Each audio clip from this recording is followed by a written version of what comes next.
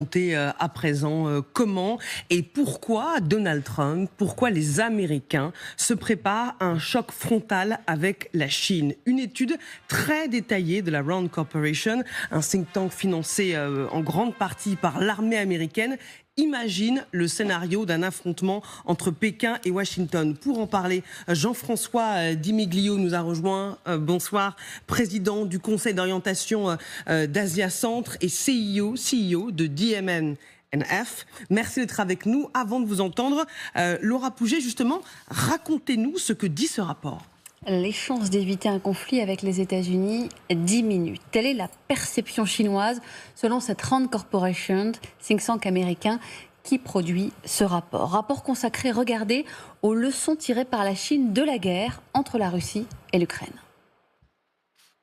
Et quel rapport avec un éventuel conflit avec les États-Unis? Je comprends votre question. Il se trouve que l'armée chinoise actuelle n'a pas d'expérience de la guerre. Pour y remédier, elle analyse donc les guerres du passé et les guerres du présent ailleurs dans le monde. Parmi elles, évidemment, la guerre russo-ukrainienne qui dure désormais depuis 2022, février 2022. Depuis cette guerre, la Chine a révisé certains de ses jugements. Avant, selon la Rand Corporation, elle pensait que la guerre hybride à la russe, harcèlement, menaces, sabotage, suffisait à éloigner un affrontement direct avec les Américains. Désormais, elle doute qu'un conflit militaire puisse s'éviter grâce à de la simple dissuasion.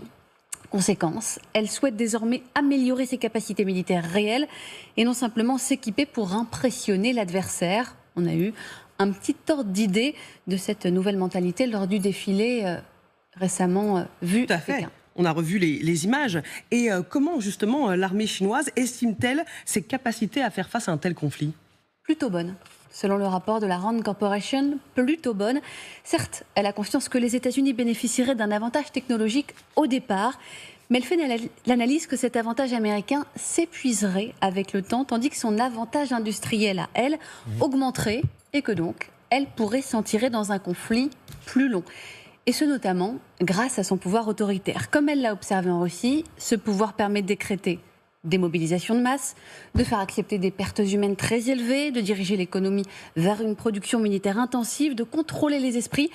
Tout ce que la démocratie américaine ne peut pas faire, ou alors beaucoup moins, conclusion de la Rand Corporation, la Chine pourrait chercher à provoquer un conflit long où elle pense avoir l'avantage. Alors, pour l'instant, Laura, ce sont là beaucoup d'analyses faites par la Chine, mais a-t-elle commencé à modifier ses actions?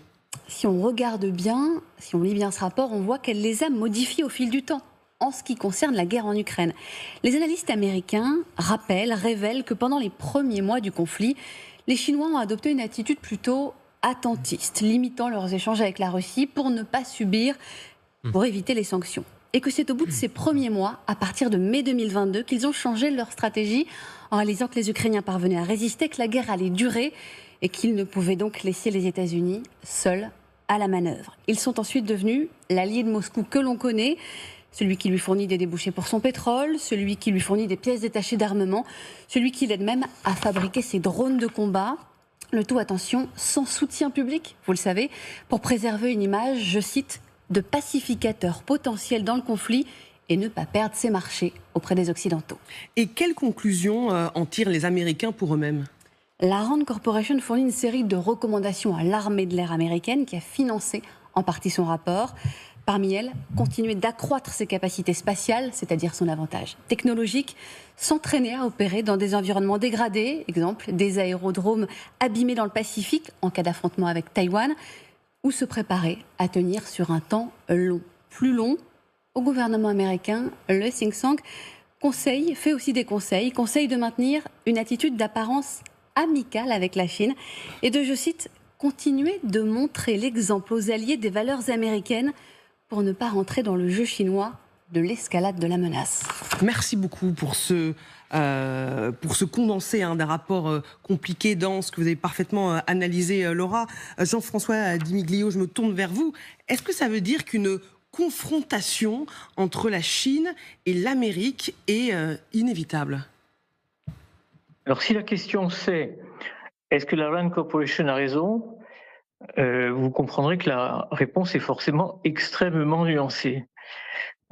Si la question c'est effectivement est-ce que la guerre ça va être demain parce que la Rand Corporation demande à l'administration américaine et en particulier à l'armée américaine de s'équiper et de tout faire pour que cette guerre, il faut se rappeler dans quel rôle les trois parties prenantes se trouvent.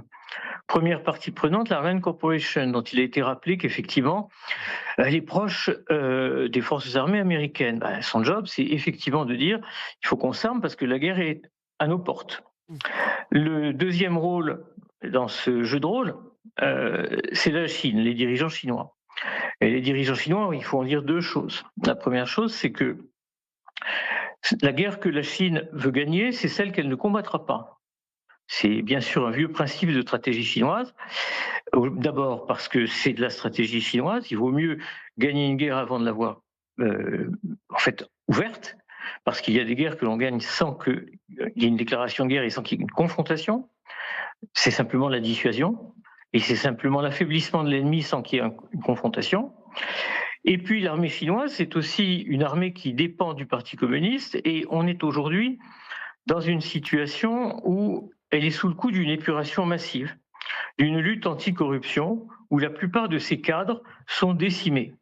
On ne comprend pas exactement ce qui se passe dans l'armée chinoise aujourd'hui, on ne comprend pas exactement ce qui se passe entre le pouvoir politique, Xi Jinping, et ses militaires. Ce qu'on a vu, effectivement, c'est une démonstration extrêmement spectaculaire le 3 septembre à Pékin, d'engins que vous êtes en train de montrer, qui sont tout à fait impressionnants, mais il n'y avait pas le prix de ces engins et il n'y avait pas non plus le budget de l'armée chinoise, qui est en forte croissance naturellement, qui représente une part très importante du PIB chinois, mais qui pour autant est une fraction, c'est le cas, du budget américain. Pour autant qu'on ait les délimitations du budget chinois, précisément parce qu'il y a aussi des dépenses qui apparemment ne sont pas militaires, mais qui peuvent se rattacher aux dépenses militaires.